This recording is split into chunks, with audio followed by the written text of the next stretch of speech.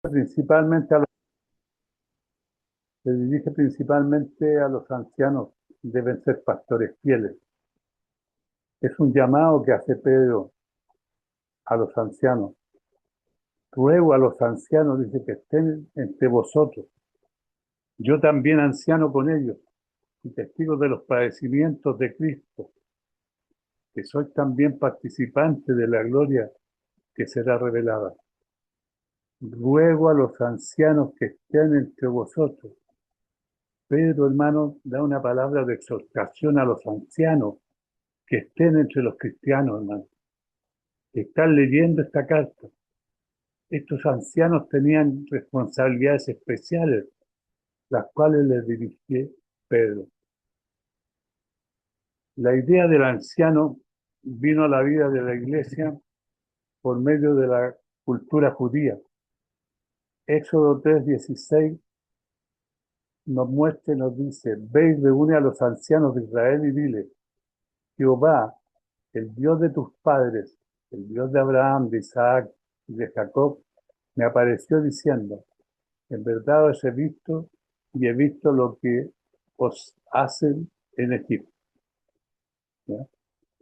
El 12:21 dice: y Moisés convocó a todos los ancianos de Israel y les dijo: sacad y tomaos corderos por vuestras familias y sacrificad la Pascua. ¿Ya? La palabra anciano, hermano, simplemente habla de la madurez y sabiduría que una persona anciana debe de tener, haciéndolas calificadas para el liderazgo. En su aplicación se trata más de la sabiduría y madurez que de la edad. Era la costumbre de Pedro y Bernabé designar ancianos en las iglesias que había fundado. En Hechos 14:23 nos dice: y constituyeron ancianos en cada iglesia, y habiendo orado con ayunos, los encomendaron al Señor en quien habían creído. También se estaba desarrollando el oficio de pastor, quien es esencialmente un anciano que enseñaba, quien nombraba y se dirigía a ancianos y otros líderes. ¿Ya? Dice Pablo: yo anciano también. Claro, Pedro también era un anciano. Pedro estaba apto para hablar porque él era un anciano también. Aunque Pedro era claramente el prominente entre los 12, afirma: ningún privilegio o posición especial como el Papa de la Iglesia primitiva. Él no se arroga ninguna prerrogativa como la del Papa, que es el sumo pontífice, el representante de Cristo en la tierra. No, Pedro habla como anciano, ¿ya? Como un servidor de Cristo, ¿ya? Al contrario, Pedro se miraba a sí mismo como un anciano también entre todos los ancianos de la iglesia. Él se consideraba dentro de todo el grupo de ancianos de la iglesia, no un ser especial. ¿Ya? Yo le hablo lo del Papa porque no se olviden que el Papa dicen que es el sucesor de Pedro, ¿ya? El representante de Pedro en la tierra. Bueno, ellos lo pueden creer. Siempre será nuestra sabiduría, queridos amigos, exponernos lo más que podamos a la posición en la que están a quienes se les dirige. Es una lástima para cualquiera el predicar a la gente con arrogancia. Tenemos que predicar con humildad, hermano. Estamos predicando a Cristo, estamos mostrando a Cristo. Nuestra predicación tiene que ser con humildad. Siempre es mejor estar en lo más cerca posible al nivel en el que están ellos, los que están recibiendo la predicación. Nos habla de los testigos de los padecimientos de Cristo, que también soy participante de la gloria que será revelada. Pedro estaba calificado a hablar porque él era un testigo del padecimiento de Jesús. Cuando vio la tortura de Jesús y probablemente la crucifixión, y era un participante de la gloria de Dios, probablemente refiriéndose a cuando vio la transfiguración de Jesús, porque Pedro estuvo presente en la transfiguración de Jesús.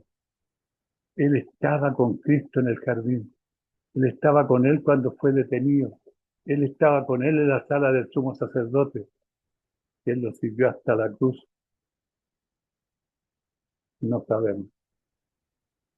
Los evangelios no establecieron que Pedro estuvo personalmente en la crucifixión. Solo se menciona que Juan estuvo especialmente ahí. Pedro y otros apóstoles tal vez pudo estar ahí entre todos sus conocidos, quienes observaron el evento desde lejos. Lucas 23:49 nos dice: por todos sus conocidos y las mujeres que le habían seguido desde Galilea, estaban lejos mirando estas cosas. O sea, todos los que habían seguido a Cristo desde Galilea, ¿no es cierto?, en el momento de la crucifixión lo miraban desde lejos, considerando que tal vez Pedro tuvo muy posiblemente ser testigo del padecimiento de Jesús en la cruz. El recordatorio de eso lo haría una exhortación a los ancianos mucho más poderosos, ¿ya? Le daba mucho más poder a Pedro para poder exhortar a los ancianos, ¿ya? Es como si dijera: ustedes son los líderes por los cuales Jesucristo sufrió y murió, y yo lo vi sufrir. Sin embargo, hermanos, consideramos que muchos vieron a Jesús sufrir y no afectó en la manera que afectó a Pedro y a otros que miraron con fe. Hubo millas que fueron testigos presenciales de los sufrimientos del Señor, quienes, sin embargo, hermanos, no vieron el verdadero significado, vieron el gran sufridor salpicarse con su propia sangre, pero nunca vieron sus heridas con fe. Miles vieron al Salvador morir, pero simplemente se regresaron por su camino a Jerusalén, algunos de ellos golpeando sus pechos, pero ninguno creyendo en él, o realmente sabiendo el secreto de esa maravillosa muerte. Porque los líderes de las iglesias deben hacer, Pedro nos dice: apacentar la grey de Dios que está entre vosotros, cuidando de ella no por fuerza, sino voluntariamente, no por ganancia deshonesta, sino con ánimo pronto, no como teniendo señorío sobre los que están a vuestro cuidado, sino siendo ejemplo de la grey. Apacentar la grey de Dios. Este fue el primer aspecto del liderazgo de Pedro. Pedro parecía haber registrado las tres partes de la comisión de Jesús para él. En Juan 21:15-17 nos dice: cuando hubieron comido, Jesús dijo a Simón Pedro: Simón, hijo de Jonás, ¿me amas? ¿Me amas más que esto? Le respondió: sí, Señor, tú sabes que te amo. Él le dijo: apacienta mis corderos. Volvió a decirle la segunda vez: Simón, hijo de Jonás, ¿me amas? Pedro le respondió: sí, Señor, tú sabes que te amo. Le dijo: Señor, pastorea mis ovejas.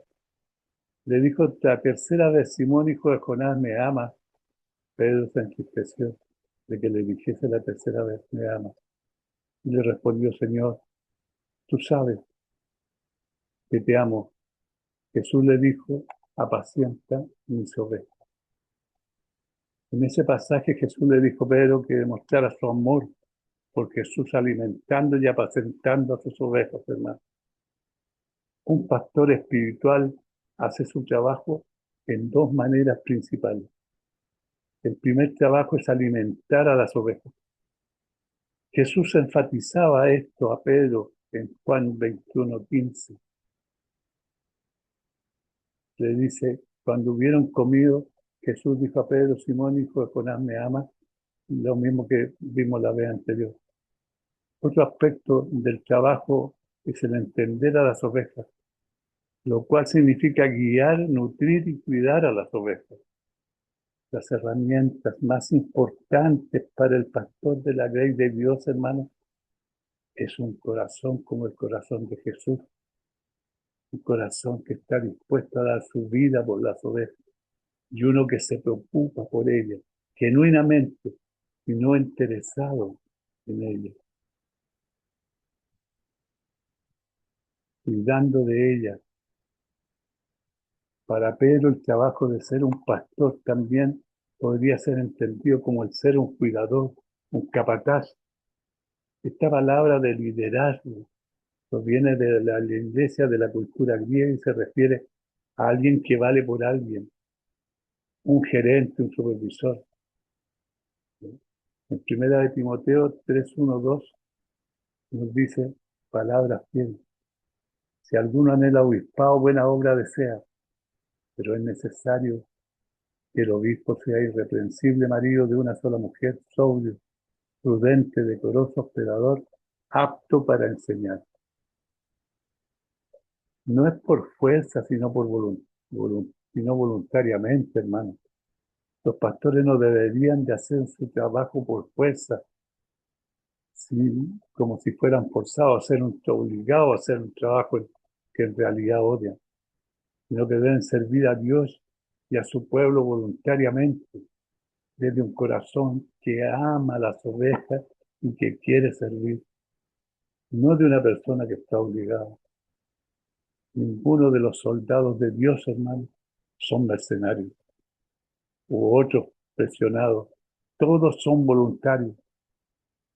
Debemos de tener un corazón de pastor si vamos a hacer el trabajo de un pastor.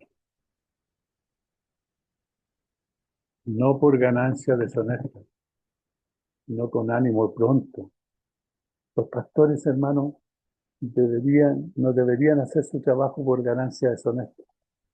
La ganancia deshonesta es porque un motivo para servir como pastores. Al contrario, ellos deben servir con ánimo pronto. Todos debemos estar dispuestos a tener el ánimo pronto para servir, dispuestos a servir sin importar la compensación financiera. Podría el oficio de obispo en los primeros días y en los tiempos de persecución ser un oficio lucrativo. Que no el Espíritu de Dios guía al apóstol a hablar de estas cosas para la posterioridad en vez de para ese tiempo, no como teniendo señorío sobre los que están en vuestro cuidado, sino siendo ejemplos para ellos. Los pastores no deben de hacer su trabajo con señorío, porque las ovejas no le pertenecen al pastor. Ellas están a su cuidado. Por lo contrario, los pastores deben de servir como ejemplo, no como dictadores, no como tener señorío. Demuestra que en la mente de Pedro los pastores autoridad tenían significante, significante en la iglesia primitiva. Si el oficio del pastor era tan importante que el pastor no gobernaba ni guiaba, entonces había muy poco potencial para tener señorío. Pero como Pedro da este aviso, demuestra que si había potencial para tener señorío. El hecho preocupante, hermano, es que los pastores son ejemplos de la grey, tengan la intención de serlo o no. Es interesante ver cómo la congregación toma la personalidad de su pastor en el buen y en lo malo. Los que están a vuestro cuidado. Ese sustantivo significa mucho, hermano. Entonces los que significaban por mucho una porción o una parte de algo. Dios ha asignado las diversas partes de su preciada posesión para su cuidado personal. La idea es que Dios ha confiado la responsabilidad de lo espiritual a ciertos individuos, a pastores particulares, y ellos son responsables de esos hijos de Dios que le ha entregado a su cuidado. la recompensa a los líderes de la iglesia. Y cuando aparezca el príncipe de los pastores, vosotros recibiréis la corona incorruptible de gloria. Qué promesa más maravillosa, hermano. Cuando aparezca el príncipe de los pastores, recibiréis la corona incorruptible de gloria. Cuando aparezca el príncipe de los pastores. Pedro les recuerda a los pastores de la iglesia que un día darán respuesta a su príncipe de los pastores. ¿Quién querrá saber qué es lo que hicieron por su rey? ¿Qué es lo que hicieron por su pueblo? Es importante para los pastores reconocer que ellos guían a las ovejas de Jesús. Él es el pastor y el obispo. En este sentido, el pastor cristiano no trabaja para las ovejas, sino que trabaja para el príncipe de los pastores. Trabajan para Cristo. Recibiréis la corona incorruptible de gloria. A los pastores fieles se les promete una corona incorruptible de gloria, pero no como la corona de hojas que se les da a los campeones olímpicos antiguos. Esta corona es incorruptible, ¿ya? Es una corona que no perece, que permanecerá por siempre. Las coronas no son solo para los pastores, sino para todo aquel que es fiel a Jesús y para quien hizo lo que Él les llamó a hacer. Todos debemos ser humildes y vigilantes. Una promesa a los humildes hermanos. Igualmente jóvenes están sujetos a los ancianos y todos sumisos unos a otros, revestidos de humildad, porque Dios resiste a los soberbios, pero da gracia a los humildes. Humillaos pues bajo la poderosa mano de Dios para que, para que Él los exalte cuando fuere tiempo, echando toda vuestra ansiedad sobre Él, porque Él tiene cuidado de vosotros.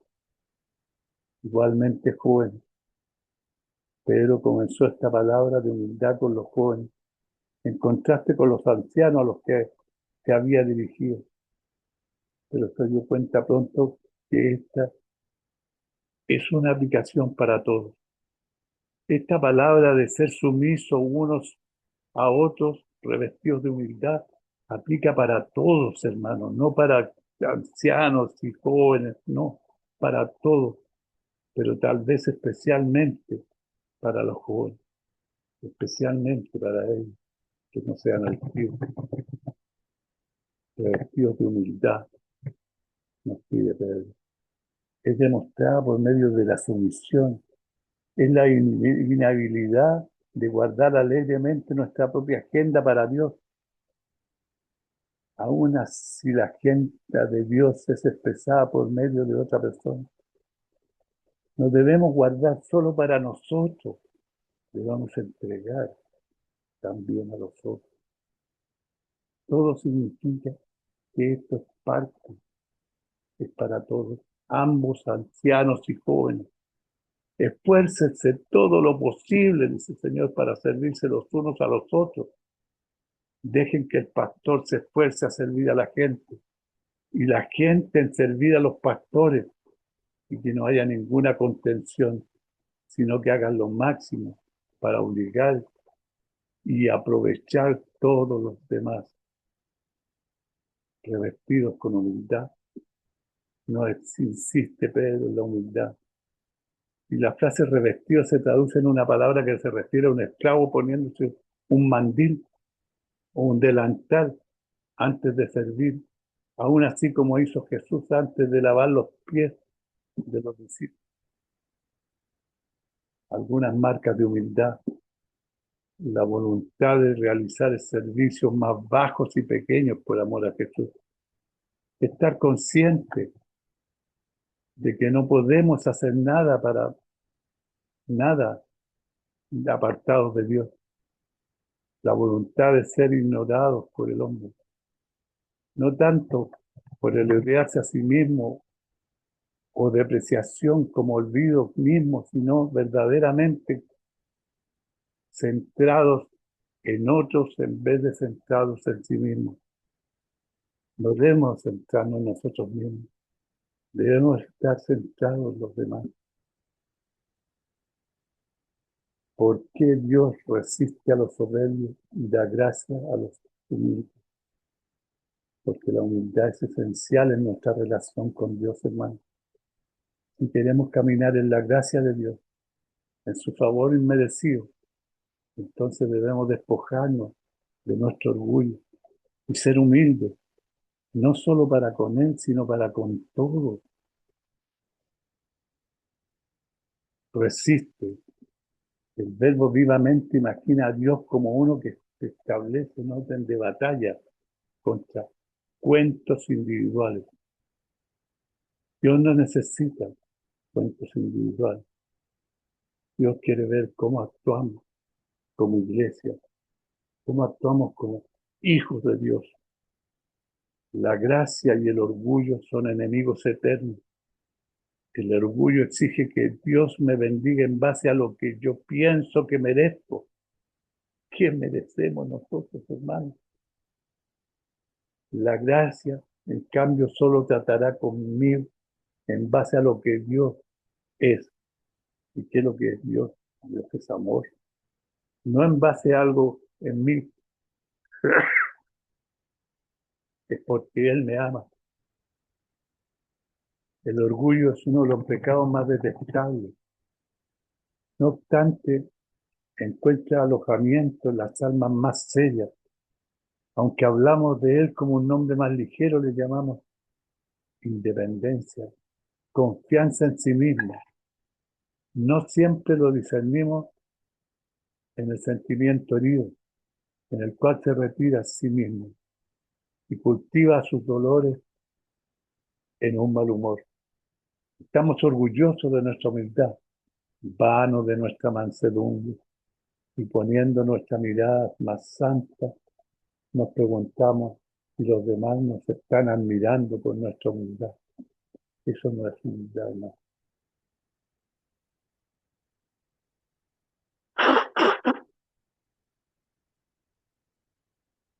Si estás dispuesto a hacer nada, Dios hará algo de ti. Si no estamos dispuestos a hacer nada, Dios hará algo con nosotros, hermanos. El camino hacia la cima de la escalera es el empezar desde abajo. De hecho, en la iglesia de Dios, el camino para subir es bajar. Pero el que es ambicioso de estar en la cima, en poco tiempo se encontrará en el fondo. Para que Él os exalte cuando fuere tiempo. Si Dios no tiene el lugar de humildad a este momento, debemos de someternos al plan de Dios.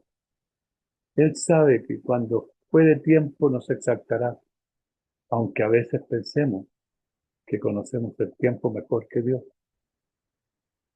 echando toda vuestra ansiedad sobre Él. La humildad verdadera se demuestra cuando tenemos la habilidad de echar nuestra ansiedad sobre Dios. Es presunción orgullosa, hermanos, llevar las cosas a nuestra propia preocupación y el tratar con cosas de Dios, porque Él ha prometido que Él tratará. Si hiciéramos caso de la orden de Primera de Pedro 5:6, ¿sí? Y verdaderamente humillarnos bajo la poderosa mano de Dios, tendríamos mucho menos preocupación para echar sobre Él, como si nos invitan, Primera de Pedro 5:7. Primera de Pedro 5:7 nos invita, echando toda vuestra ansiedad sobre Él, porque Él tiene cuidado de vosotros, nos dice el Señor. Las preocupaciones sobre la codicia, ambición de popularidad, todas se evaporan bajo la orden de humillaos, pues bajo la poderosa mano de Dios. Super Spurgeon usó la ilustración de un hombre que viene a mover sus muebles, pero carga con una mochila enorme y pesada de él. Se queja de que es difícil hacer el trabajo de mover tus muebles. No sugiere tus más, tú que sería más fácil si se despojara de sus propias cargas para que él pudiera cargar las tuyas. De la misma manera no podemos hacer el trabajo de Dios cuando estamos sobrecargados de nuestras propias preocupaciones y cargas, hermano. Échalas sobre Él. Él las recibirá. Y después toma la carga del Señor, la cual es una carga ligera y un yugo que te queda a la perfección. Ligera es mi carga, dice el Señor, y liviano es mi yugo. Hay mucha que no podemos echar sobre Dios. Y las palabras de Pedro aquí nos purifica de estas ansiedades impías. Estoy preocupado de que nunca será rico. Estoy agobiado porque otros disfrutan de los placeres pecaminosos y yo no. Estoy preocupado porque no soy famoso, ni siquiera soy popular. Estoy agobiado porque no puedo vengarme de aquellos que me han hecho mal. Todas las preocupaciones de codicia, ira, orgullo, ambición y testarudez deben ser echadas al viento, hermano. Sería criminal el soñar con echarlas sobre Dios. No ores por ellas, excepto que Dios te redima de ellas. Deja que tus deseos estén dentro de un círculo pequeño y tus ansiedades serán reducidas de un golpe. Echando es una palabra bastante enérgica.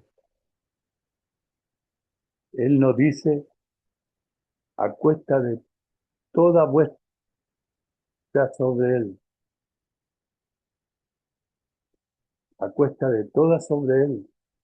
Cristo nos recibe todas las cargas, porque tenemos que hacerlo con mucho más energía que eso.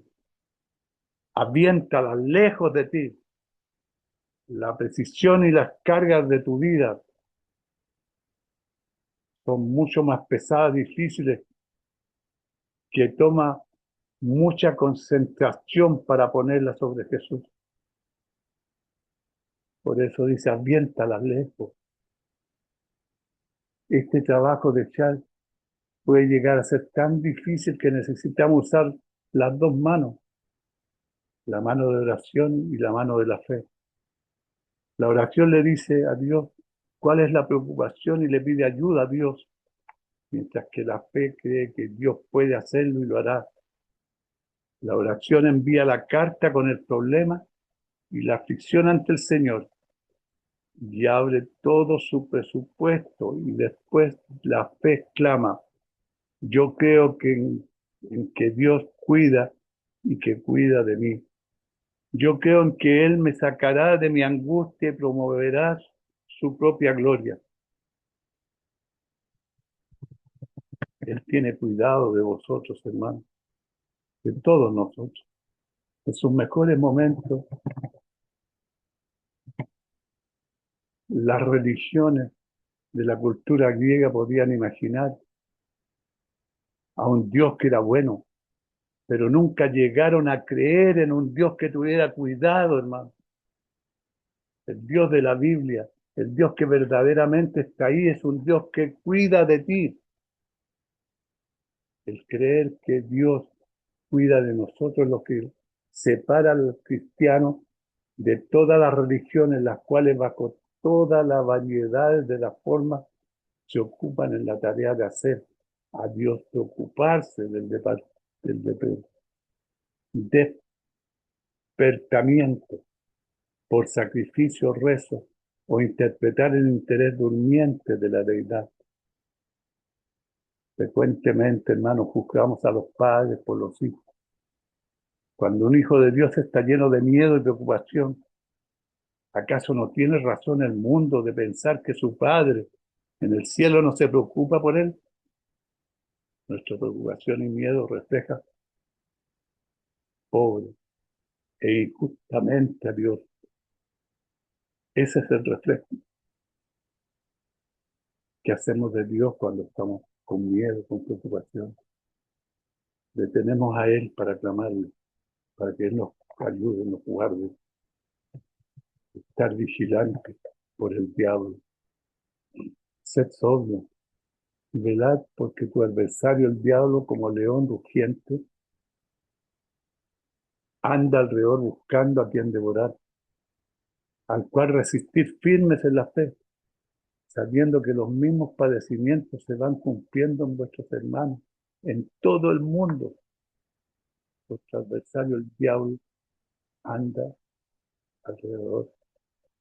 Pedro, hermano, nos exhorta a tener la mente despejada, sobrio, alerta, velando, porque Satanás aún no ha sido atado y restringido por 1000 años, como dice Apocalipsis 20, versículo 1 al 2. ¿Qué estará en el tiempo presente? El diablo anda alrededor, como león rugiente, dice la palabra. El que anda alrededor, el que tiene acceso a ti en todas partes. Él conoce tus sentimientos y tus propensiones y se informa de tus circunstancias. Solo Dios puede saber y hacer más que Él. Por lo tanto, debemos echar tu carga sobre Dios. Ciertamente, hermano, el diablo anda alrededor. Podemos verlo en los tiempos que estamos, mirar al mundo lo que está pasando. A pesar de que ser un ser finito, ¿ah? Porque Él no es infinito ni es como Dios. Solo puede estar en un lugar porque no es omnipotente ni omnipresente. A la vez, su esfuerzo, energía y los asociados son los más importantes que tiene Él para trabajar, que son el tercio de los ángeles que arrastró cuando fue echado del cielo. Le permiten extender su influencia por todo el mundo y en cada aspecto de la vida. Como león rugiente, así lo describe la palabra. Para los cristianos, Satanás es un león, quien tal vez ruja, pero se le ha quitado los colmillos. ¿Quién le quitó los colmillos? Cristo le quitó los colmillos en la cruz, hermano. Colosenses 2:15 nos dice, y despojando a los principados y a las potestades, los exhibió públicamente, triunfando sobre ellos en la cruz. Ahí está claro en Colosenses. No obstante el sonido de su rugir, sus mentiras engañosas son potentes, hermano, y tienen el poder de devorar almas y robar a los cristianos en su eficacia. Por eso debemos estar, Pedro nos advierte que debemos estar atentos. El Salmo 91:3 nos dice, Él te librará del lazo del cazador, de la peste destructora. Sugiere, hermano, que Satanás puede venir a nuestra contra como un cazador de aves. El cazador de aves siempre está callado y reservado, nunca queriendo revelar su presencia. Segunda de Corintios 11:14 nos dice, y no es maravilla, porque el mismo Satanás se disfraza como ángel de luz. Nos dice que Satanás puede venir a nosotros como un ángel de luz, pareciendo glorioso, bueno y atractivo. Pero otras veces, hermano, nos dice Pedro, Satanás viene a nosotros como un león rugiente, ruidoso y intimidante. Él ruge por medio de la persecución, él ruge por medio de la tentación, él ruge por medio de la blasfemia y la acusación en contra de Dios. Notamos el objetivo de Satanás buscando a quien devorar. Él solo busca lamer o mordisquear a su presa.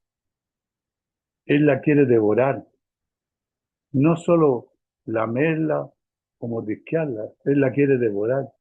Él nunca va a estar contento, hermano, hasta que vea al creyente absolutamente devorado.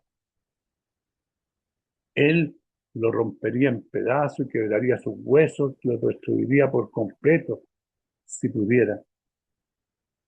Por lo tanto, no disfrutes de la idea que el objetivo principal de Satanás es hacerte miserable.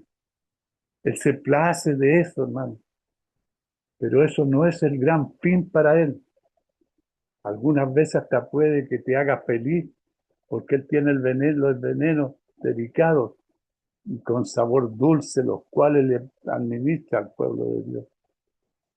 Si él piensa que nuestra destrucción puede lograrse mejor con dulce que por amargos, ciertamente preferirá aquel que tenga el mejor efecto al final, al cual resistir firme en la fe. Debemos estar firmes en la fe para poder resistir, hermano. El secreto de la guerra espiritual es fácil, resistir firme. A medida de que estamos firmes en la fe, resistimos las mentiras, amenazas e intimidaciones de Satanás. La escritura se exhorta a los creyentes a huir de diversos males. En 1 Corintios 6:18 nos dice, huir de la fornicación. Cualquier otro pecado que el hombre cometa está fuera del cuerpo, más que el que fornica contra su propio cuerpo peca. El mismo 1 Corintios 10:14, por tanto, amados míos, huid de la idolatría.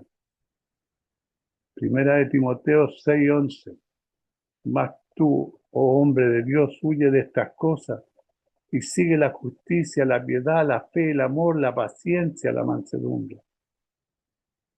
Timoteo, 2 2:22.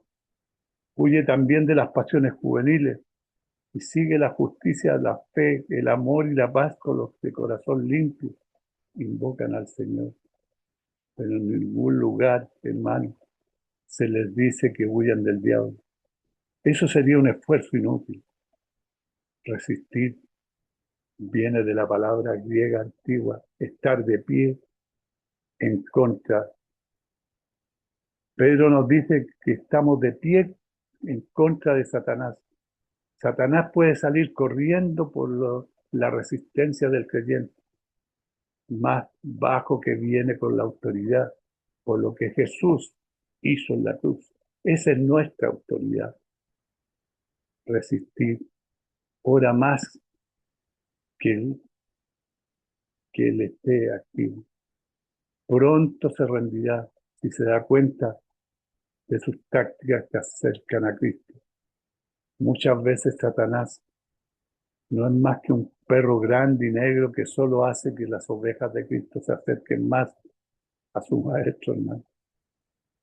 Sabiendo que los mismos padecimientos se van cumpliendo en vuestros hermanos en todo el mundo. También tomamos confianza al saber que nunca estaremos solos en nuestra guerra espiritual. Nuestros hermanos y hermanas en Cristo han peleado y están peleando la misma batalla. La perspectiva es que todo el conflicto de los santos es visto como uno solo. Ningún alma está peleando sola. Cada uno está apoyando a la vez y es apoyado por todo el resto. Una oración para el fortalecimiento espiritual. Mas el Dios de toda la gracia, que nos llamó a su gloria en Jesucristo, después que hayáis padecido un poco tiempo, el mismo, hermano, os perfeccione, afirme, fortalezca y establezca. A Él sea la gloria y el imperio por los siglos de los siglos. Amén. Mas el Dios de toda gracia os perfeccione, hermano. Afirme, fortalezca y establezca. Pedro está consciente de que el sufrimiento y el peligro de los cristianos enfrentan solo puede concluir con la oración. Él le pide a Dios que haga su trabajo de perfeccionar, afirmar, fortalecer y establecer. Estas cosas son las obras de Dios. En nosotros y por medio de nosotros, Pedro personalmente sabía lo inútil que es enfrentar el sufrimiento y el peligro con nuestras propias fuerzas. Su propia falla le enseñó la necesidad de depender constantemente de la obra de Dios en nuestras vidas. Así que ora por sus queridos amigos cristianos, después que hayáis padecido un poco tiempo. Casi queremos preguntarle a Pedro, ¿por qué dijiste eso?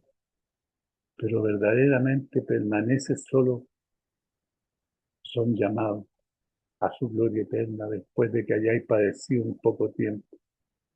Deseamos que fuera un llamado a su gloria eterna por medio de su plan, sin sufrimiento. Pero Dios usa el sufrimiento para perfeccionar, afirmar, fortalecer y establecer, hermano. Él los llamó a su gloria eterna. Pero ¿qué implica esta gloria? Es la gloria, hermano, de un carácter purificado. Es la gloria de una humanidad purificada. Es la gloria de una victoria completa. Es la gloria de ser honrado por un rey. Es la gloria de reflejar la gloria de Dios. Es la gloria de la presencia inmediata y constante de Dios. Es la gloria de gozarnos en Dios mismo. A Él sea la gloria y el imperio por los siglos. El Dios que puede hacer esta gran obra en nuestra vida ciertamente es digno de alabar, hermano.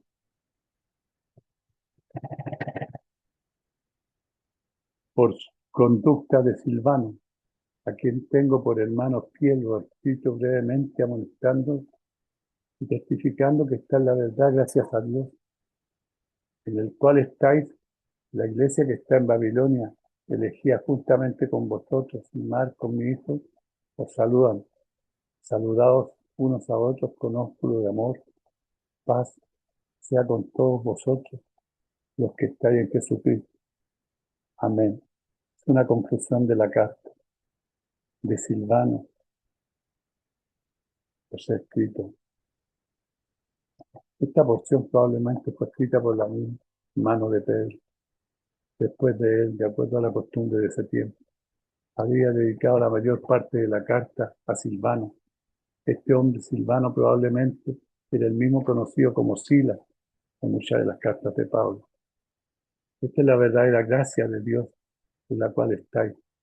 Pedro, hermanos, asumió su mensaje como una exhortación para entender o reconocer la verdadera gracia de Dios en la cual estáis. No solo debemos entender que es la gracia de Dios, sino que la gracia es el lugar presente en el lugar que estamos parados ante Él. La iglesia en Babilonia os saluda, le dice Pedro. Se refiere a una iglesia, la cual está en Grecia. Saludaos unos a otros con ósculo de amor. Pedro concluye, hermano, con la orden de saludar y demostrar el amor de Dios los unos a los otros y por pronunciar una bendición de paz. Estas dos cosas, amor de los unos a los otros y paz, son necesarias, hermano, especialmente para aquellos que están pasando por tiempos de sufrimiento y peligro. Debe de notar que los apóstoles no son quienes iniciaron con este tipo de salud. La costumbre ya prevalecía. Santificaron su uso como una expresión del amor cristiano. Que Dios los bendiga, hermano.